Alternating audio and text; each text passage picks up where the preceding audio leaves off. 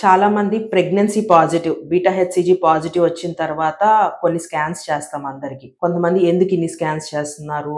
మా బేబీకి ఏమన్నా ప్రాబ్లమ్ ఉంటదా ఇన్ని స్కాన్స్ చేయటం వల్ల అనే డౌట్స్‌తో ఉంటారనమాట. సో, ఈ ఫస్ట్ 3 మంత్స్‌లో మనం చేసే స్కాన్స్ ఫస్ట్ స్కాన్ ఏంటంటే బేబీ సాక్ అనేది ఎక్కడుంది? యూట్రస్‌లో ఉందా? ట్యూబ్స్‌లో ఉందా అనేది. ఓకే. అండ్ నెక్స్ట్ స్కాన్ వచ్చేసి ఓకే. యూట్రస్‌లో, ట్యూబ్స్‌లో ఉందా అనేది మళ్ళీ చూసుకుంటాము. అండ్ ఎన్ని సాక్స్ ఉన్నాయి? ఒకటే సాక్ ఉందా? ఇంకో సాక్ ఏమన్నా ఉందా? దాని హార్ట్ బీట్ ఏంటనేది చెక్ చేస్తాం. దాని తర్వాత స్కాన్ వచ్చేసి గ్రోత్ అనేది బాగుందా? మనం 2 వీక్స్ బ్యాక్ చూసిన గ్రోత్ ఇప్పటికి గ్రోత్ మంచిగా ఉందా? హార్ట్ బీట్ బానే ఉందా? ఏదైనా బ్లీడింగ్ లాంటిది ఏదన్నా ఉందా? అనేది ఒకటి చెక్ చేసుకుంటాం. లాస్ట్ స్కాన్ వచ్చేసేసి ఇది సాఫ్ట్ మార్కర్ అన్నమాట. ఏదైనా అబ్నార్మాలిటీస్, జెనెటిక్ అబ్నార్మాలిటీస్ బేబీకి ఏదైనా ఉందా? హెడ్‌లో ఏదైనా డిఫెక్ట్స్ ఉందా?